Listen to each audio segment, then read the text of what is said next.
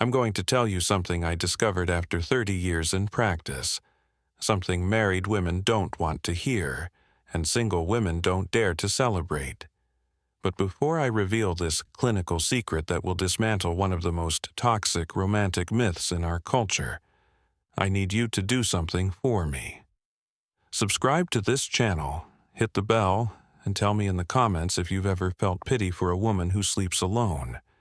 Because what I'm about to share with you today will forever change how you see chosen solitude versus forced companionship.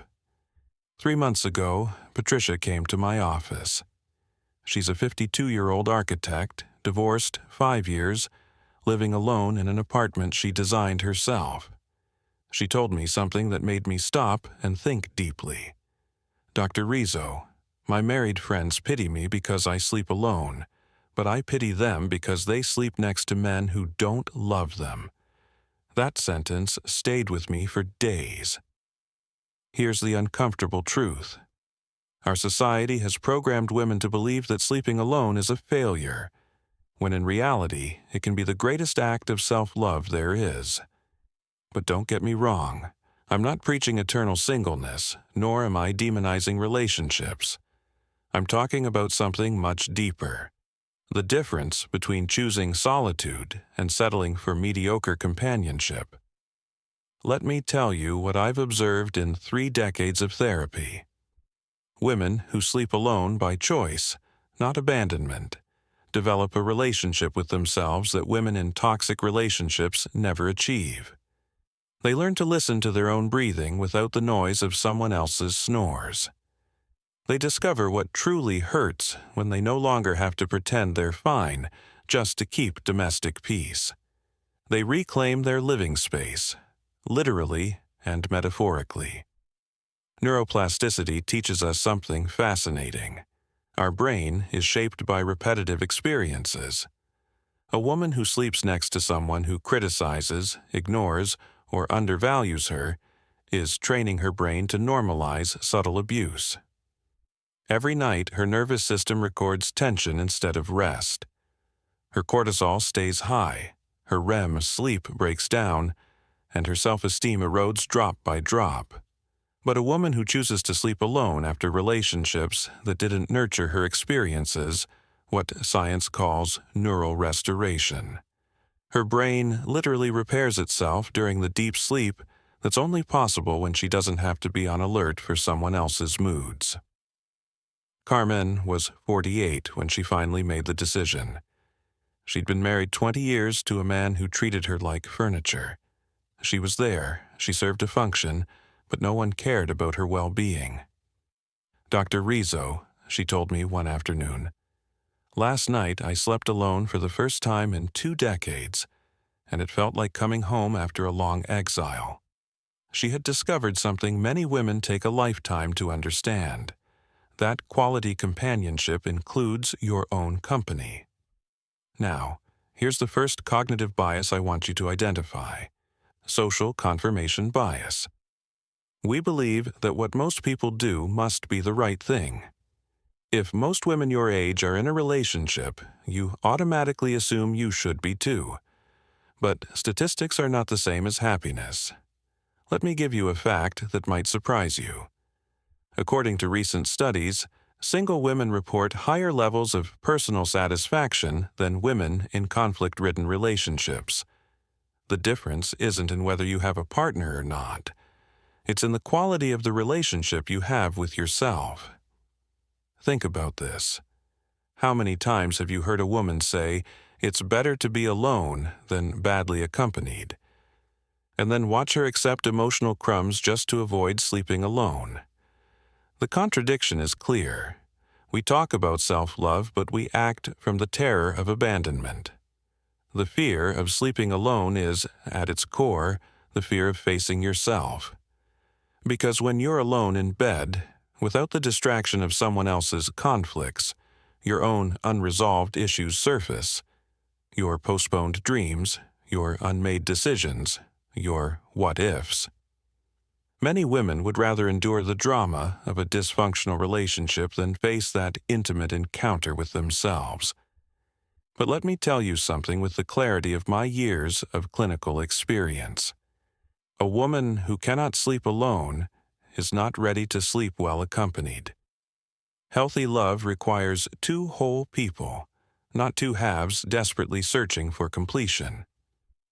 I remember the case of Monica, a 55-year-old accountant who came to me after dragging on an 8-year relationship with a married man. "He promised me he'll leave his wife," she repeated in every session. I asked her, "Monica, why does a smart woman like you accept emotional leftovers from a man who clearly doesn't prioritize you?" Her answer was devastating, "Because I'm terrified of nights alone."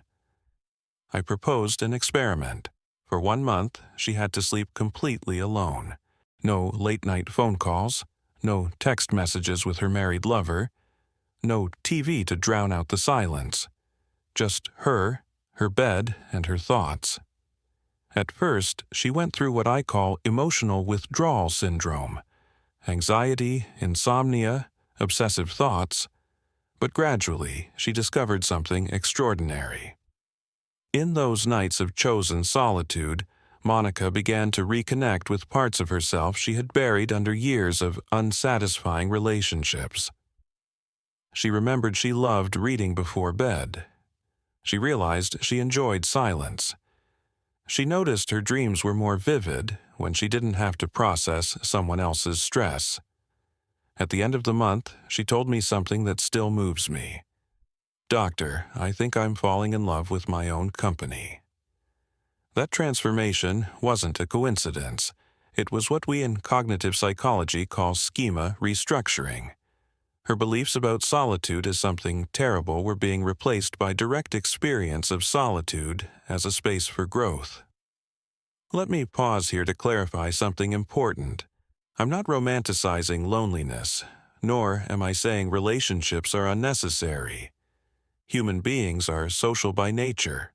We need emotional bonds to thrive. But there's a huge difference between choosing to be with someone from wholeness and clinging to someone from emptiness. A woman who can sleep alone and be at peace with it has developed what I call emotional autonomy. She doesn't need external validation to feel valuable. She doesn't need someone else's physical presence to feel safe. She has learned to create her own safe harbor. And, paradoxically, that autonomy makes her much more attractive for genuinely healthy relationships. Throughout my years of practice, I noticed a pattern. Women who come to therapy from codependent relationships always share one common denominator. They've lost the ability to be alone without distress. They interpret solitude as rejection, silence as indifference, absence as abandonment. They live in a constant state of hyper-alert, waiting for signs that their partner loves them or will leave them. But women who've gone through the process of reconciling with their solitude arrive in therapy with completely different questions.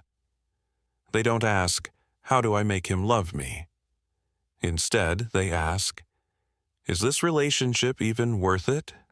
They don't say, "I can't live without him," but rather, "Does this person add value to my life?" They've developed what we technically call effective selection criteria. Imagine this: 2 women, same age, similar jobs, both attractive. One is terrified of sleeping alone and accepts any company just to fill that void. The other has learned to enjoy her solitude and only accepts company that enhances her quality of life. Which one do you think will have healthier relationships? The answer is obvious, but we've been led to it the wrong way. Popular culture tells us that a single woman over 40 is a failure. Media bombards us with images of happy couples in shared beds. Families constantly ask, "When are you getting married?" as if happiness were impossible without a ring. But let me share a scientific fact that will change your perspective. Harvard University conducted an 80-year longitudinal study following the lives of over 700 people. Do you know what the most important conclusion was? That the quality of our relationships, not the number, not the legal status, determines our happiness and health. This means a single woman with deep friendships, a healthy family connection, and above all, a nourishing relationship with herself will be happier than a married woman stuck in a superficial or conflict-ridden relationship. The key isn't sleeping next to someone, it's sleeping in peace. 2 years ago, Anna came to my office. She was 49, with 3 divorces behind her and a clear pattern. Every time a relationship ended, she immediately jumped into another one just to avoid loneliness.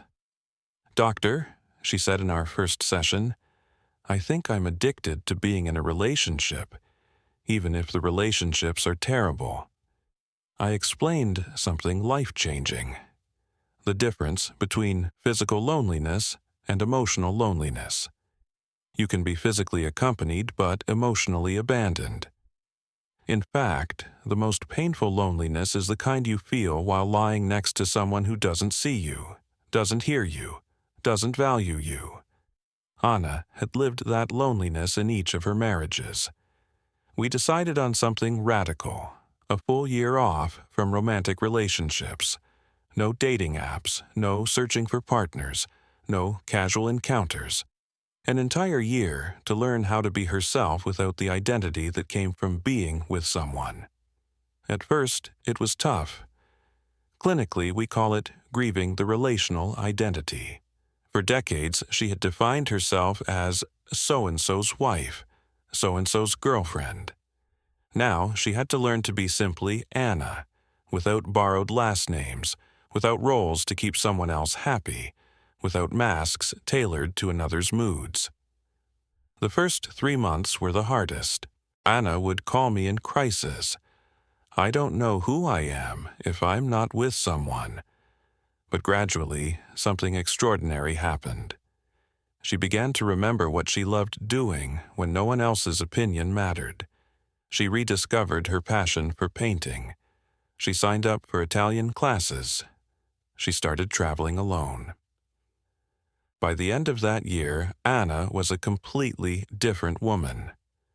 Not only had she learned to sleep alone without anxiety, but she had developed such clear standards for relationships that she automatically filtered out men who weren't on her emotional level.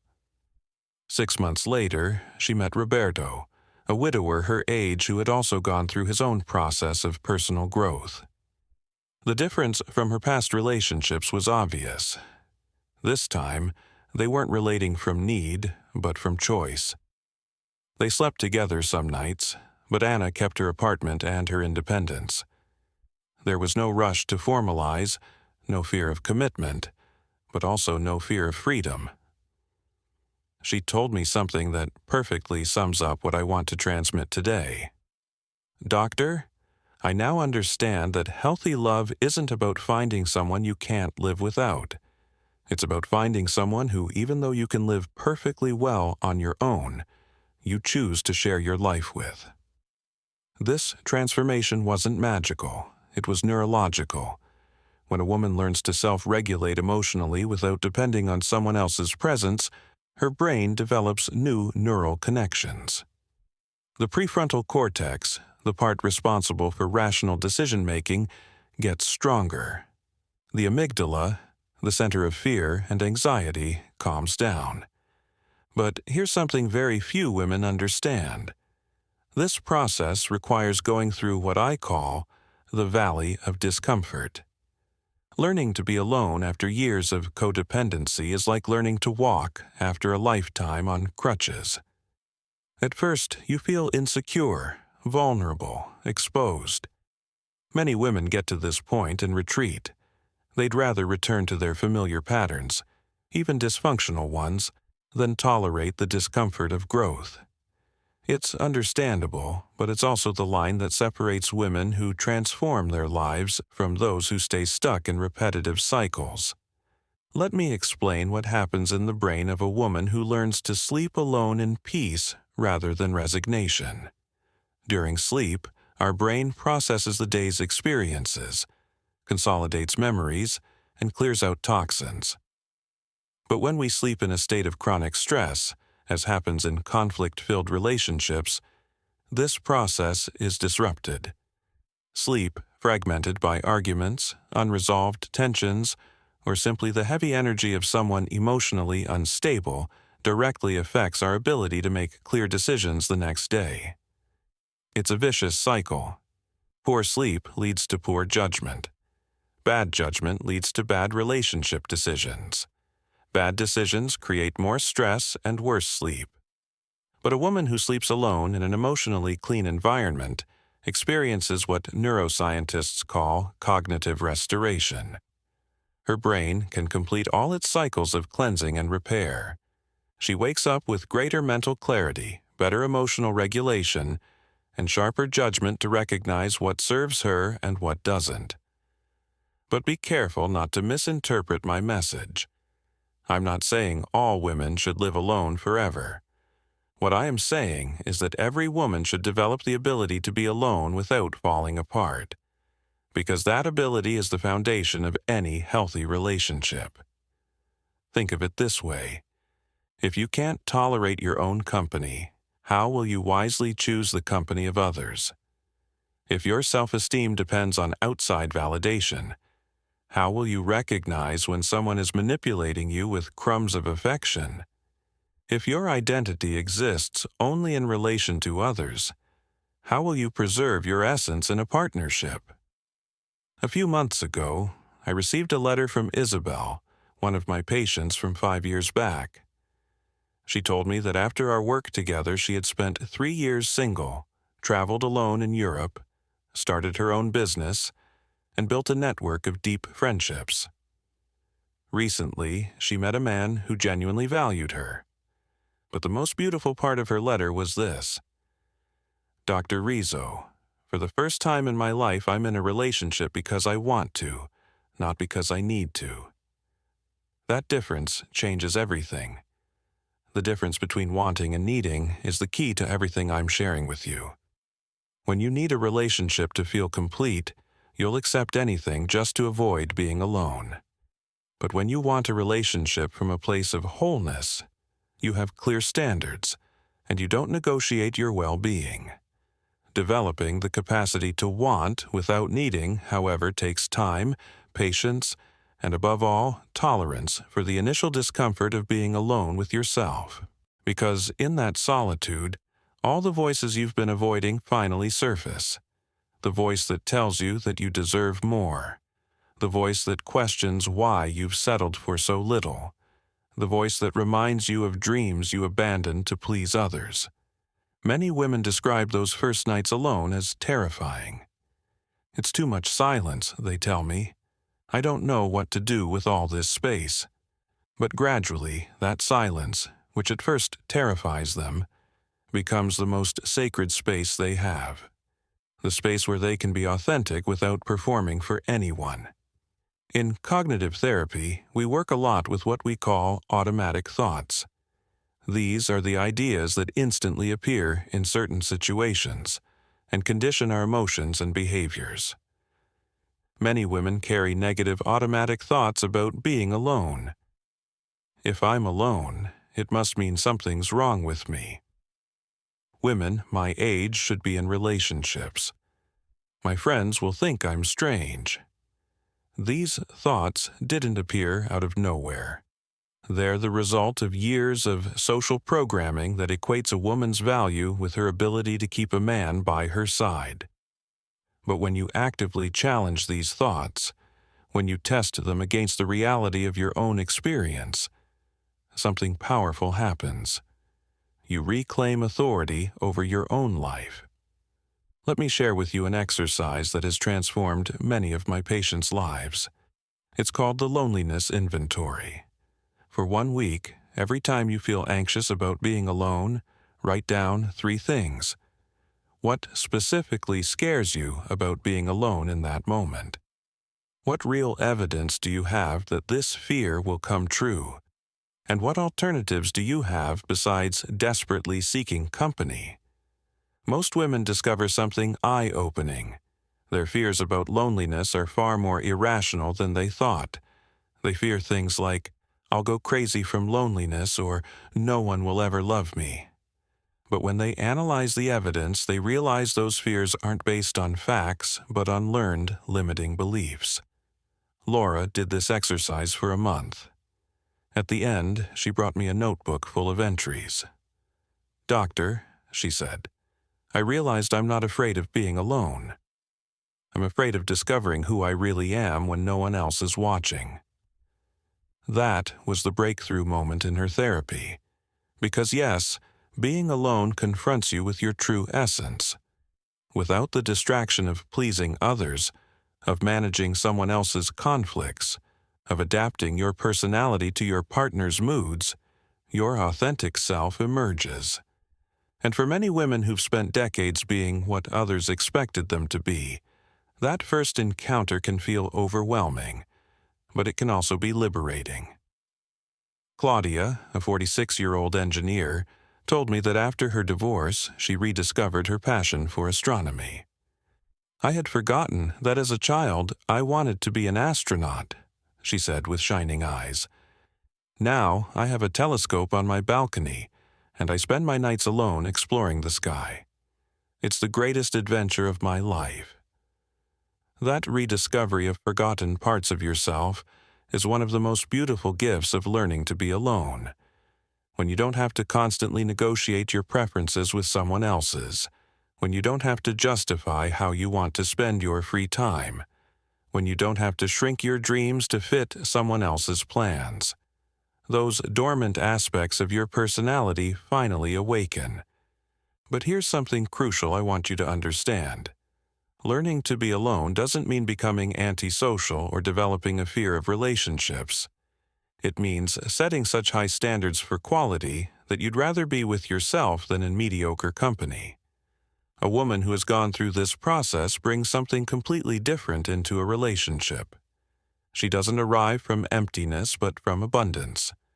She doesn't look for someone to complete her, but someone to accompany her.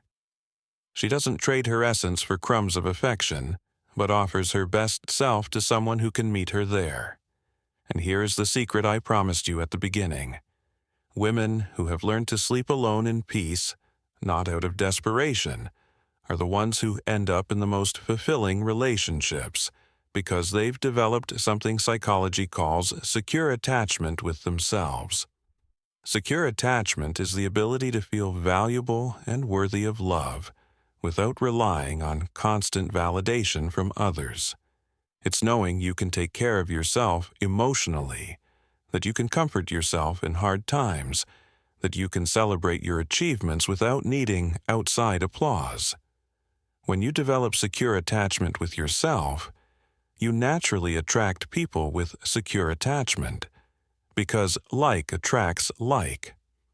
But women with insecure attachment, those who can't stand being alone, who need constant validation, who live on edge waiting for signs of rejection, tend to attract men with similar patterns of insecurity. And that's how codependent relationships form. Both people need each other, but neither truly nourishes the other. Let me tell you something I observed in my years of practice. The healthiest couples I've ever met all share something in common. Both partners are perfectly fine on their own, but they choose to be together because life is better in each other's company. They don't stay out of fear of loneliness, but out of celebration of connection. These couples aren't terrified of disagreements because they know they can process their own emotions individually before resolving them together. They don't live in symbiosis because each maintains individuality while building something together. They don't cling desperately because they trust that a worthwhile relationship lasts through mutual choice, not mutual dependence. Rosa and Miguel have been together for 12 years, but Rosa kept her own apartment for the first 5 years. "My friends thought I was crazy," Rosa told me. "They said if I didn't live with him, he'd leave me for someone else. But I knew if he left for that reason, he wasn't the man for me." Miguel not only respected her need for space, he valued it because he understood she was with him out of love, not out of need. When they finally decided to live together, it came from a completely different place. Not social pressure, not fear of abandonment, not financial dependency, but because they genuinely enjoyed life more together than apart. And even today, 12 years later, they both maintain individual spaces, their own friendships, and time alone without it creating insecurity. That's the difference between a mature relationship and a symbiotic one. In a mature relationship, each person is a complete individual, choosing to share their wholeness with another complete individual. In a symbiotic relationship, two incomplete people cling to each other hoping the other will fill their internal voids. But to reach that level of relational maturity, you first have to go through the process of learning to be with yourself. And that process includes nights alone, weekends without romantic plans, solo vacations, and decisions made consulting no one but your own inner wisdom. Many women ask me, Dr. Rizzo, how long do I need to be alone to heal? There's no single answer, because every woman has a different story. Some need months, others need years. But there are clear signs that show you are ready for a healthy relationship. The first sign is that you can spend an entire weekend alone without feeling like something essential is missing. You can enjoy your own company, keep yourself entertained, and process your emotions without needing to call someone to calm you down. The second sign is that you've developed clear, non-negotiable standards about what you want and don't want in a relationship. You no longer say, well, at least he doesn't hit me, or at least he takes me out. Now you say, I want someone who values me, respects me, supports my dreams, and has his own life together. The third sign is that when you meet someone interesting, you don't immediately fantasize about your future together or reshape your personality to please him. You remain authentic and simply observe if this person can appreciate you as you truly are. The fourth sign is that you can be in a relationship without losing your individual identity. You still see your friends, pursue your hobbies, and make independent decisions. You don't become your partner's shadow. And the fifth sign, the most important of all, is that if the relationship ended tomorrow, even though it would hurt because you genuinely loved that person, you know you'd be okay. You wouldn't panic, you wouldn't go searching desperately for a replacement. You wouldn't feel like your world is ending. When you reach that level of emotional autonomy, paradoxically, you become far more attractive as a partner. Because emotionally mature men aren't looking for women who desperately need them. They want women who consciously choose them. But be careful. You'll also attract immature men who feel threatened by your independence. They'll try to make you feel guilty for not needing them. They'll attempt to create situations where you depend on them or accuse you of being too independent, as if that were a flaw. These men are used to insecure women who idealize them in order to fill their own emotional voids. Your self-assurance unsettles them because their old manipulation tactics don't work on you. This is where your ability to be alone becomes your best filter. A woman who can sleep peacefully by herself won't tolerate a man who stirs up unnecessary drama just to feel important. She won't accept irrational jealousy. She won't justify controlling behaviors. She won't sacrifice her peace of mind to appease someone clearly unprepared for a mature relationship. Susanna once told me the perfect story about this. She had been dating a man for 3 months when he said, "It bothers me that you don't need me. All my previous girlfriends called me crying when they had problems, but you solve everything on your own." Instead of feeling guilty, Susanna replied, "You're right. I solve my own problems because I'm a functional adult. If what you want is someone who depends on you to feel okay, I'm not that person." That conversation was eye-opening for both of them. He realized he'd been seeking relationships where he could feel indispensable through others' dependence. She confirmed that she had met someone who wasn't ready for an equal partnership. Susanna didn't waste time trying to convince him that her independence was a good thing. She didn't adapt to his insecurities. She simply maintained her standards and left it to him to decide whether he could grow to meet her level or go find someone who would feed his need to feel superior. This ability to hold your standards without convincing anyone of your worth is another blessing of having learned to be alone. When you know you can live perfectly well without a specific relationship, you don't lose your personal power by trying to convince someone to love you the way you deserve. But here's something many women don't expect.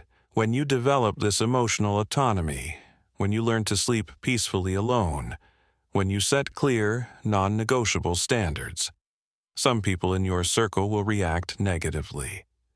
Married friends in mediocre relationships may start criticizing your unrealistically high standards. Family members may pressure you to lower your expectations or give a chance to men who clearly aren't on your level. Society at large may label you as too demanding or too independent. This happens because your transformation forces others to confront their own choices. Your willingness to choose solitude over mediocre companionship makes them question whether they've been settling for less than they deserve.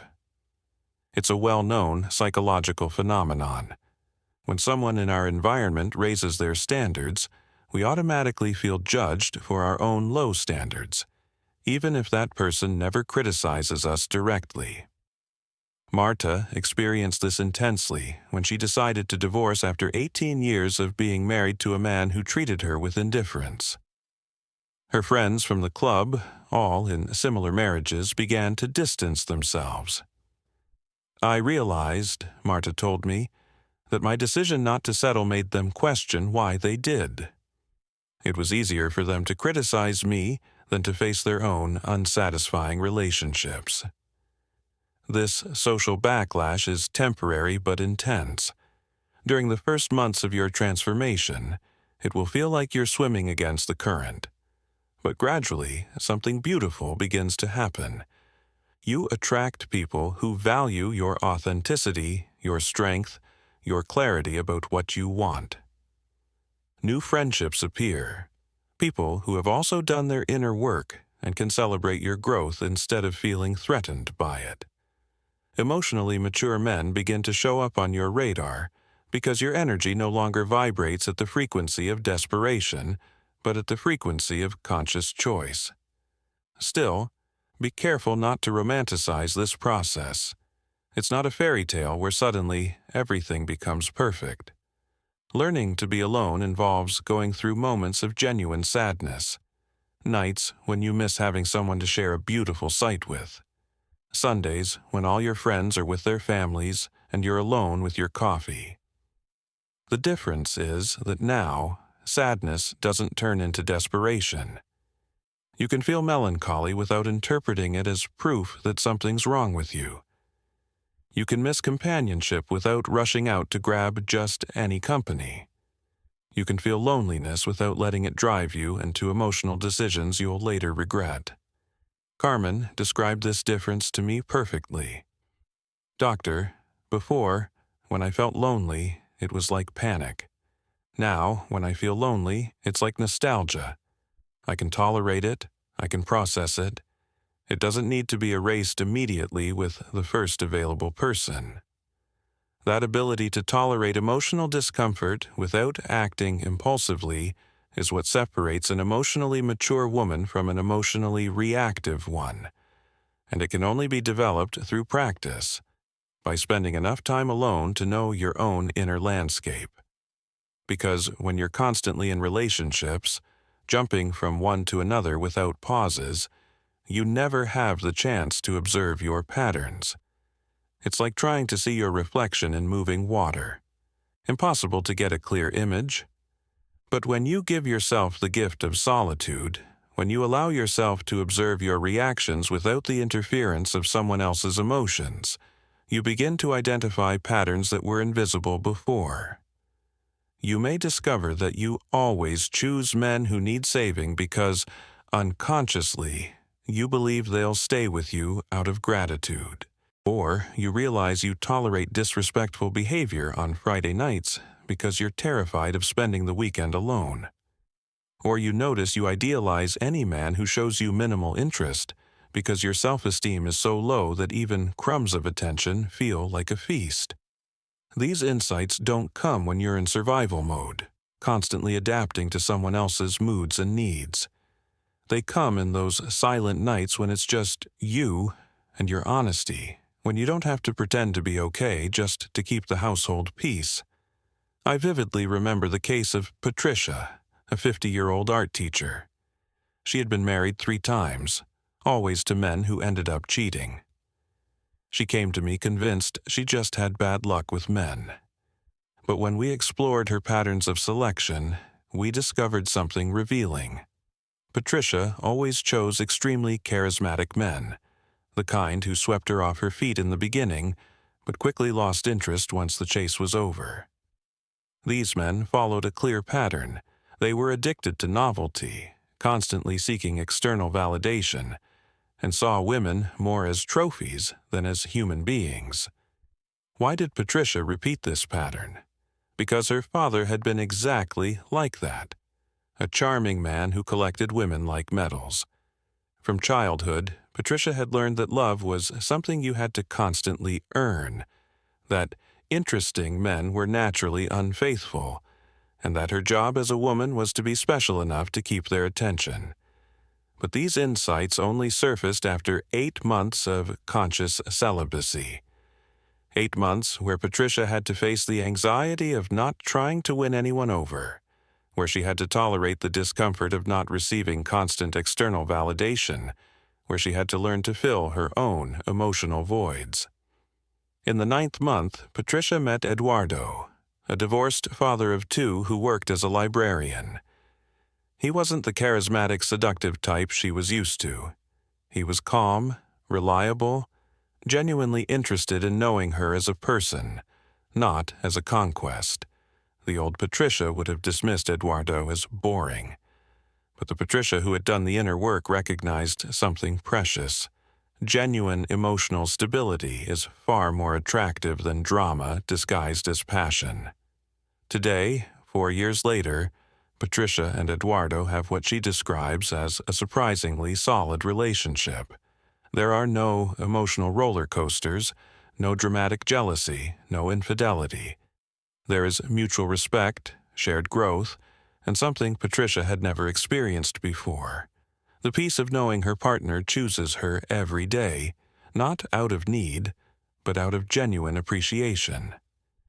This transformation would never have been possible if Patricia hadn't gone through that season of conscious solitude where she was finally able to identify and heal her self-destructive patterns.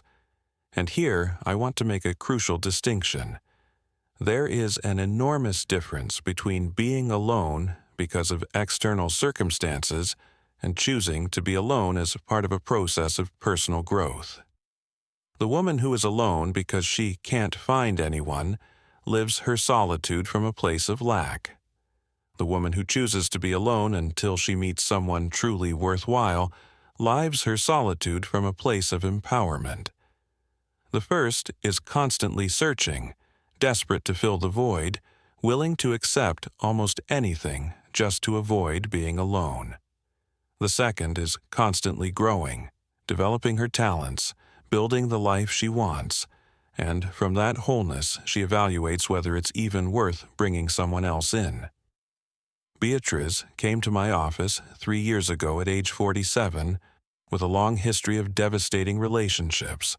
Her last boyfriend had cheated on her with her best friend, and she was shattered. "Doctor," she told me through tears, "I think something's wrong with me. Why does this always happen to me?" I suggested something that at first terrified her: a full year without dating, without looking for a partner, without even considering the possibility of romance.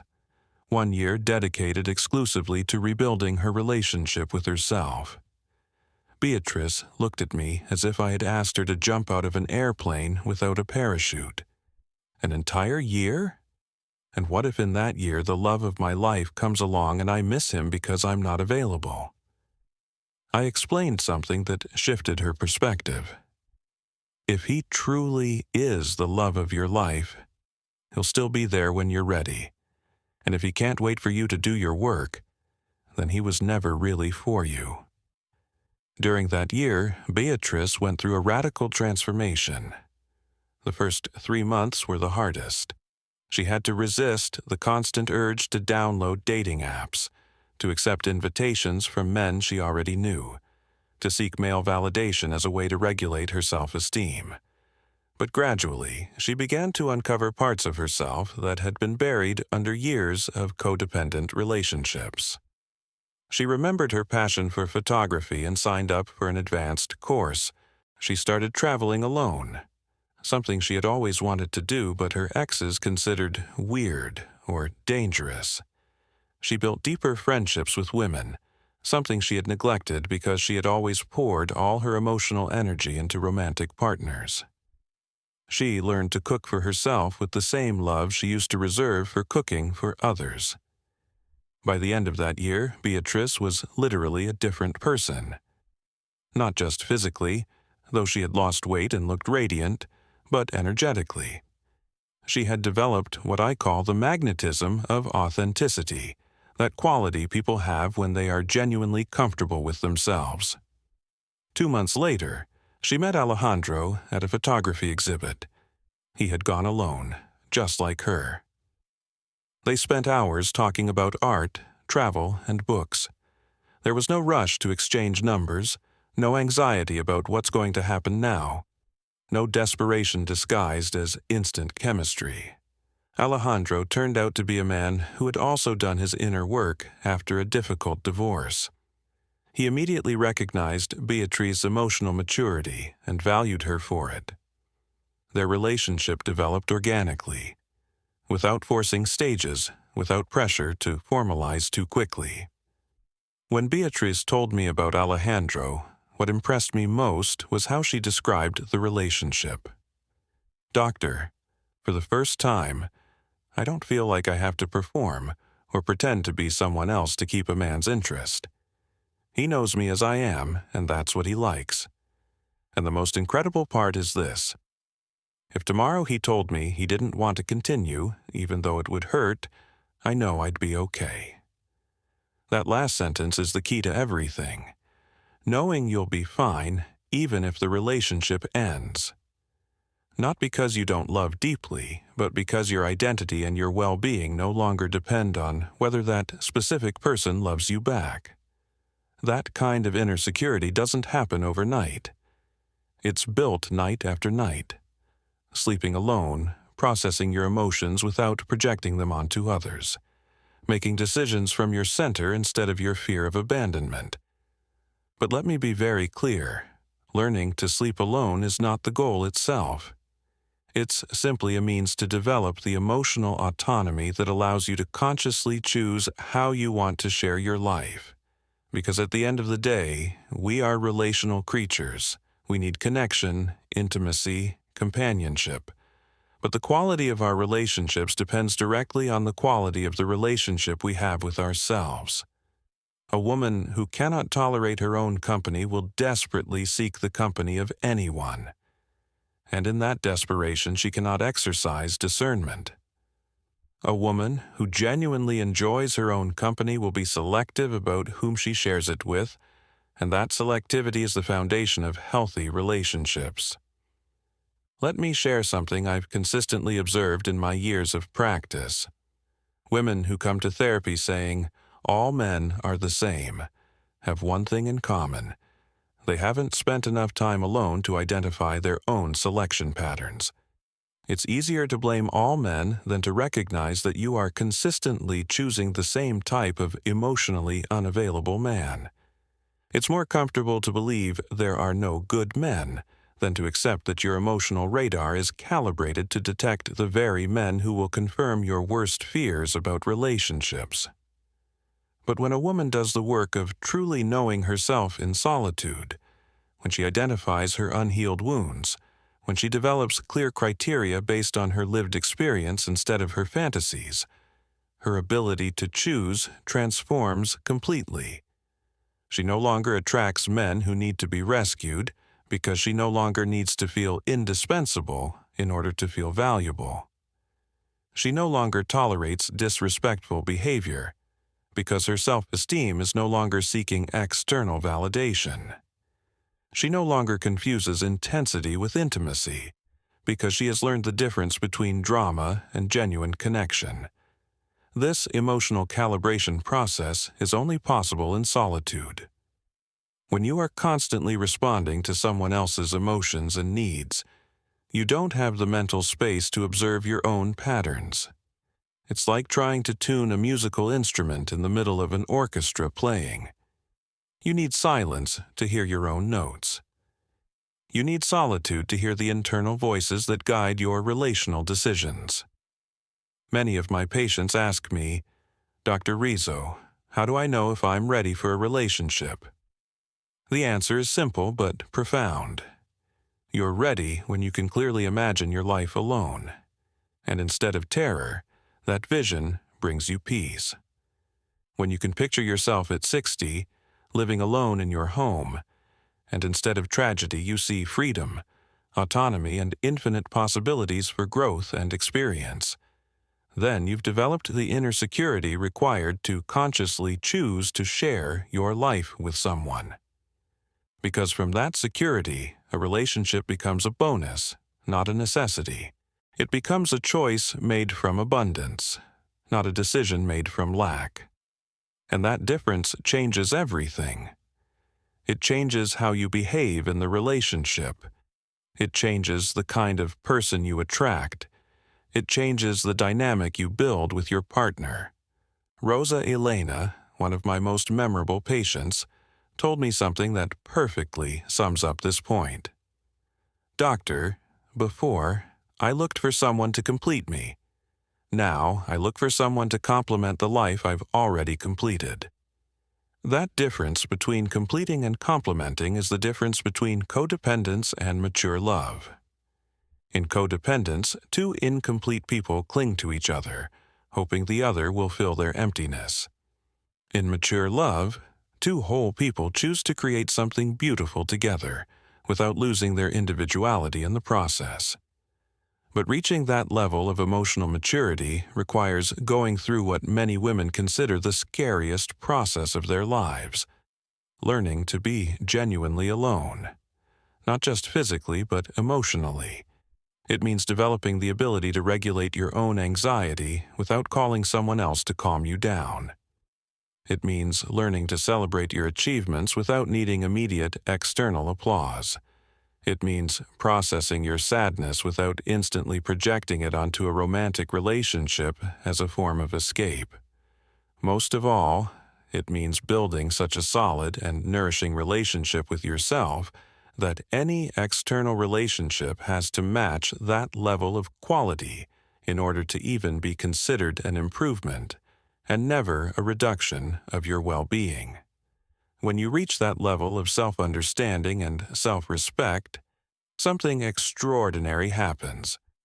You stop attracting people who want to complete themselves through you, and you begin attracting people who, like you, want to complement an already satisfying life.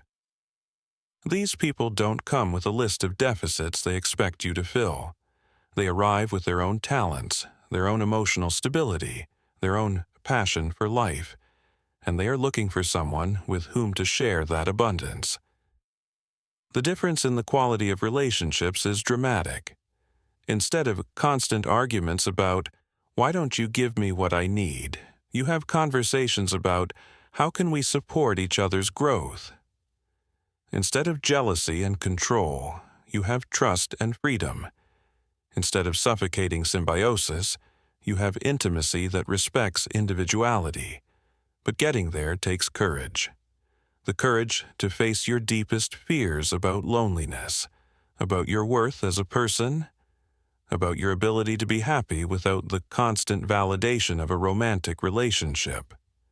The courage to say no to relationships that don't meet your standards, even if that means spending more time alone. The courage to hold on to your authenticity, even if some men find it intimidating. The courage to build such a rich and satisfying life that sharing it becomes a privilege, not a desperate need. Many women come to me saying, "Dr. Rizzo, I know all of this in theory, but in practice I panic when I'm alone." And that's understandable. We've been socially programmed to believe that a woman's value is measured by her ability to keep a man interested. But that programming is exactly what you need to undo. You need to reprogram your mind to understand that your value is intrinsic, not relational. You need to build a self-esteem that doesn't rise and fall depending on the status of your romantic relationships. And to do that, paradoxically, you need to spend enough time alone to discover who you really are when you're not performing to keep someone else's interest. In that solitude, you will discover beautiful things about yourself. You'll rediscover talents you buried, passions you postponed, dreams you sacrificed just to preserve harmony in relationships where you weren't valued. You'll develop an inner voice so clear and reliable that you won't need others' opinions to make important decisions. You'll build a security so solid that the negative comments of insecure people won't affect you. You'll learn to enjoy your own company so much that sharing your time will become a conscious gift you only give to those who truly deserve it and value it.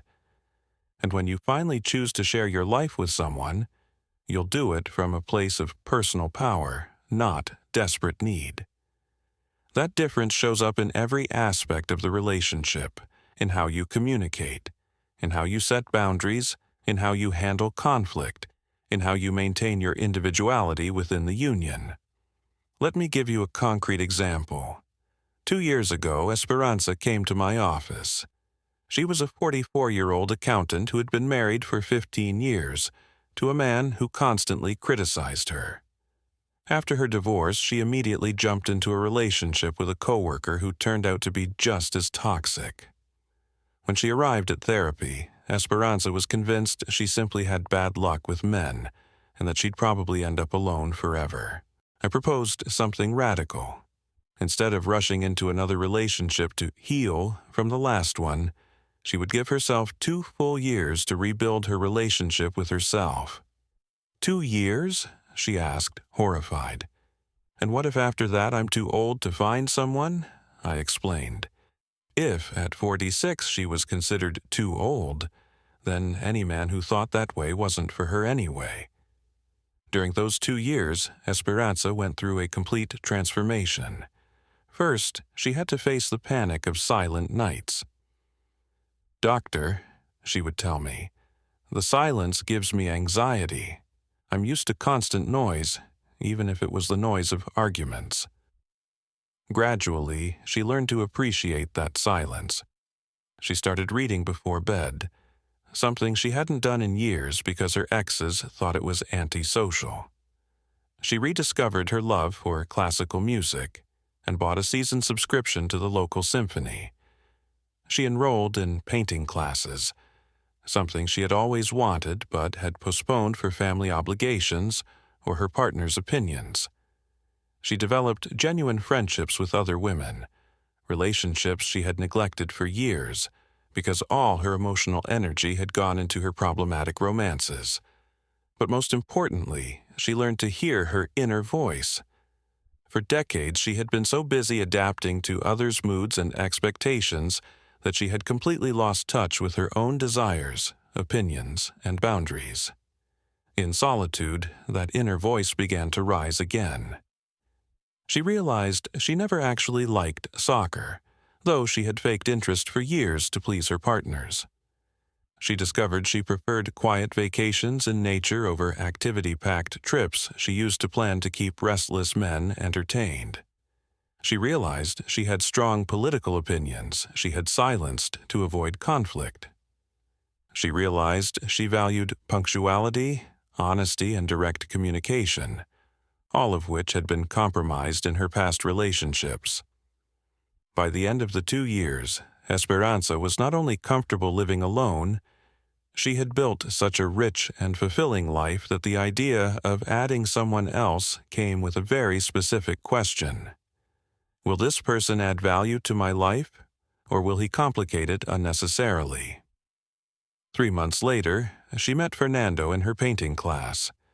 He was a retired architect, widowed 4 years, who had also gone through his own grief and personal growth. What impressed me most when Esperanza told me about him was how she described their interaction. "Doctor," she said, "with Fernando, I don't feel like I have to pretend to be someone else to keep his interest. He can see my mediocre paintings, and instead of criticizing them or pretending they're masterpieces, he asks me what I'm trying to express. He listens to my political opinions and respects them, even when he doesn't agree. He doesn't try to change me to fit better into his life." That ability to be authentic in a relationship without fear of rejection is only possible when you've built a solid relationship with yourself. When you know that if this particular person can't accept you as you are, you'll either find someone who will, or you'll be perfectly fine on your own. Fernando and Esperanza have now been together 1.5 years. They keep separate apartments, though they spend most nights together. Each maintains their own friendships, their own hobbies, their own spaces of solitude. There's no rush to formalize the relationship, no anxiety about where this is going. They're together because they genuinely enjoy each other's company, not because they need to fill emotional voids or prove their worth through a partner.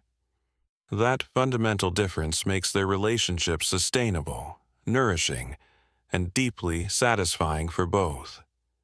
But this success story was only possible because Esperanza had the courage to face her deepest fears about loneliness, and to discover that on the other side of that fear was a more authentic and fulfilling life waiting for her. Most women don't make it that far because they give up in the first weeks of the process. The initial panic of being alone drives them to seek any relational distraction to avoid that uncomfortable encounter with themselves. But the women who persist, who tolerate the initial discomfort and trust the process, invariably arrive transformed. Not just in their romantic lives, but in their relationship with life itself. They develop an inner confidence that doesn't depend on external validation. They build a self-esteem that doesn't fluctuate with the state of their relationships. They create a life so rich and meaningful that sharing it becomes a conscious privilege, not a desperate need filled by anyone. And when they finally choose to share that life with someone, they do it from a place of personal power that completely changes the dynamic. There's no codependence, no emotional manipulation, no sacrifice of personal identity just to preserve the union. Instead, there are two whole people choosing to create something beautiful together without losing their individuality. That's the difference between a mature relationship and a symbiotic one. But getting there inevitably requires learning to sleep alone from a place of peace, not resignation.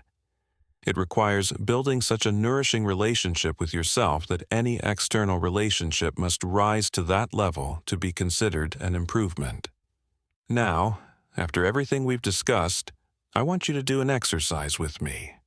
Ask yourself honestly, when was the last time you spent an entire night completely alone? No TV in the background, no phone calls, no digital distractions, just you with yourself. If your answer is, "I don't remember," or "never," then that's your assignment.